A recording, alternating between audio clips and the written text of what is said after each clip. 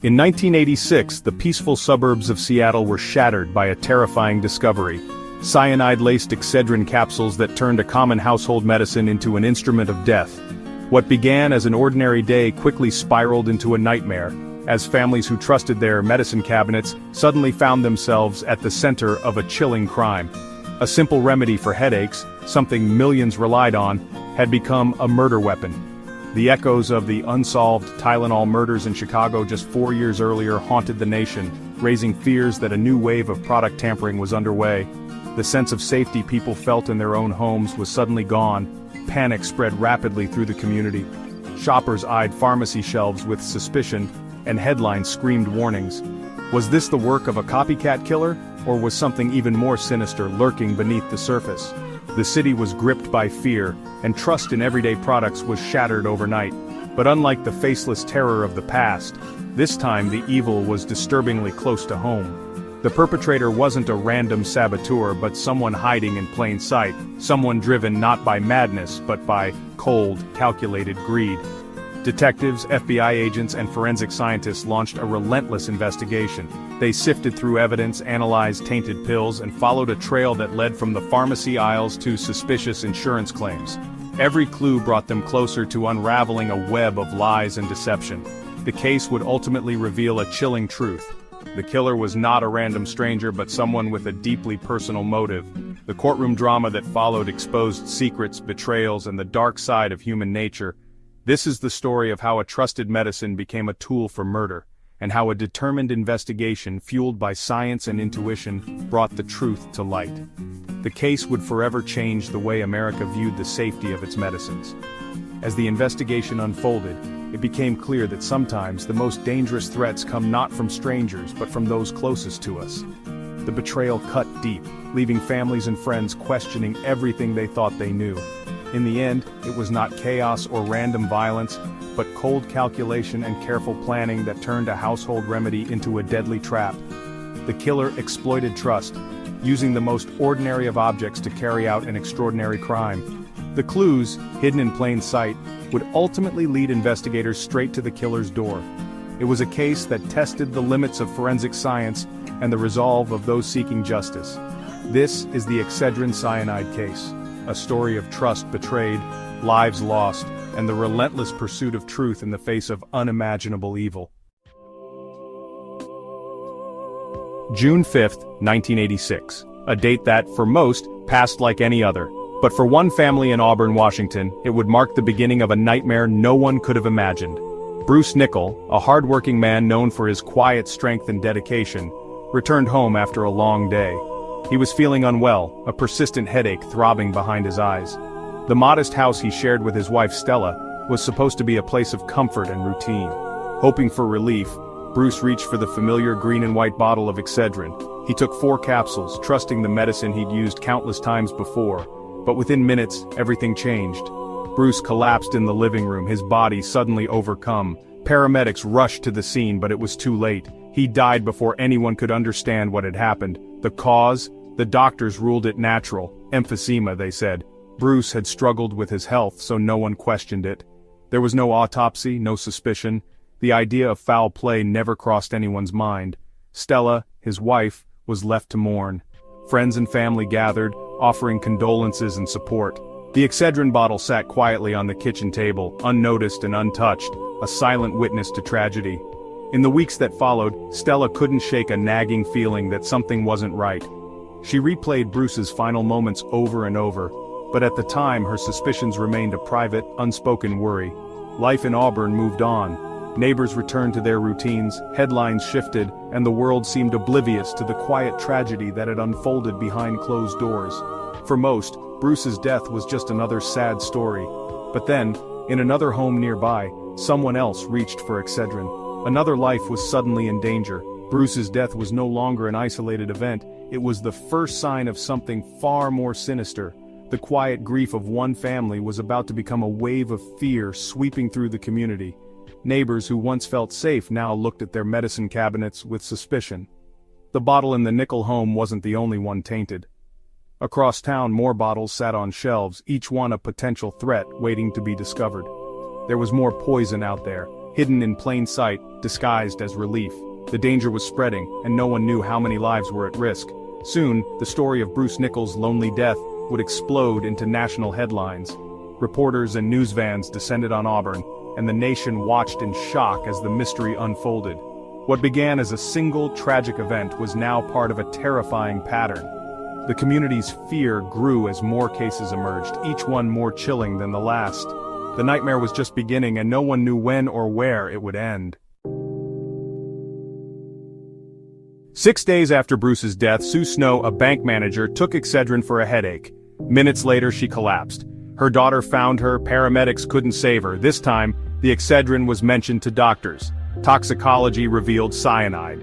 The link to Bruce Nichols was immediate. His body was retested. Cyanide again. 2 deaths, same area, same pills. Panic erupted. Excedrin was pulled from shelves. A public warning went out. Was this a random act, a terrorist, or something else? The victims were strangers, bought their pills at different stores. The only connection poisoned Excedrin. The investigation became a federal case, a race to stop a killer before more died. The community was gripped by fear. The search for answers had begun, and the clock was ticking. The FBI and local police launched a massive hunt for contaminated bottles.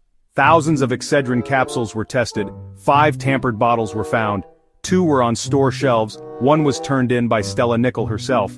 Stella claimed she found suspicious capsules at home after hearing about Sue Snow's death. Lab tests confirmed her bottle was poisoned. At first, Stella seemed a helpful, grieving widow, possibly a third intended victim. Investigators focused on the theory of random product tampering. But the scope was small, only 5 bottles, all near Auburn. A random killer would likely have spread the poison further. Something didn't add up. Was this really random? The puzzle was missing a crucial piece. And Stella Nichols, the helpful widow, was about to become the focus. The investigation was about to take a dramatic turn. Stella Nichols played the grieving widow well, cooperative, vocal, and always mentioning money troubles. She told police she'd taken out several life insurance policies on Bruce, but worried they wouldn't pay for a natural death. The policies paid out only for accidental death, like poisoning. Investigators noticed her obsession with the insurance payout. Multiple policies totaling over $75,000 had been taken out in the year before Bruce's death. If Bruce died of emphysema, Stella got little. If it was poisoning, she'd get a windfall. Her campaign to reclassify Bruce's death now looked less like concern, more like a calculated move. The first red flag was waving. Investigators began to see Stella not as a victim but as a suspect. Investigators re-examined Stella's story, starting with the poisoned bottles. Both bottles she turned in came from the same lot, unlikely for random tampering. The bottle that killed Sue Snow came from a different store and lot. This suggested 2 separate but related poisonings. Digging into Stella's past, they found a fraud conviction and a daughter, Cynthia. Under pressure, Cynthia revealed Stella had talked about killing Bruce for months, researched poisons, and practiced forging his signature. Cynthia said Stella planned to poison Bruce and make it look accidental. Sue Snow's death, Cynthia claimed, was a diversion. Stella planted other poison bottles to create the illusion of a random killer. The motive, insurance money; the method, cyanide-laced capsules; the plan, make Bruce's death look like part of a larger crime. The truth was unraveling. Stella's web of lies was coming apart. Cynthia's confession gave investigators motive and method, but they needed hard evidence. The FBI lab found all the cyanide in the tampered bottles was identical. Tracing cyanide sales, they found a local purchase for algae control. Microscopic analysis of the capsules revealed green crystals, an algicide, not part of Excedrin or commercial cyanide. The algicide was a unique contaminant, a forensic signature. If Stella had access to this specific algicide, it would be the smoking gun. Investigators checked the store where the cyanide was bought. It also sold aquarium supplies. The pieces were falling into place. The science was closing in on Stella. The evidence was mounting. With a warrant, investigators searched Stella's home. No cyanide, but they found a fish tank and a container of algae destroyer, the same brand as the green crystals. Lab tests confirmed the algicide matched the contaminant in the poisoned capsules. Books on poisons and evidence of a grinder, used to powder the cyanide, were also found. Handwriting experts linked Stella's writing to the cyanide purchase form. Motive, means, and opportunity were all established. The unique forensic link, the algicide, placed the poison in Stella's hands. Her plan to stage a random poisoning had failed. The smallest details, green crystals, a signature, had unraveled her scheme. The case was airtight. Stella Nickell was about to face justice. The perfect murder had been undone by science. In 1988, Stella Nickell was convicted of 2 murders under the newly enacted federal product tampering laws, a landmark case that sent shockwaves across the nation. Her trial was closely watched, as it marked one of the first times these laws were used to bring a killer to justice. The judge handed down a staggering 90-year prison sentence, ensuring that Nickell would spend the rest of her life behind bars. The courtroom was tense, with families of the victims and members of the public looking on, hoping for closure. Her greed and deception not only cost 2 innocent lives, but also shattered the sense of safety in her community.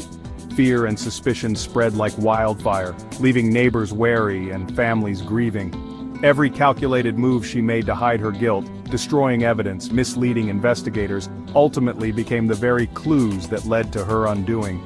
The investigation revealed that evil can sometimes wear a familiar face. Even the most elaborate web of lies can unravel when investigators refuse to give up, piecing together the truth one detail at a time. It was the smallest, seemingly insignificant clues, a lot number on a bottle, a mysterious green crystal, a forged signature, that ultimately brought justice for the victims and exposed the truth.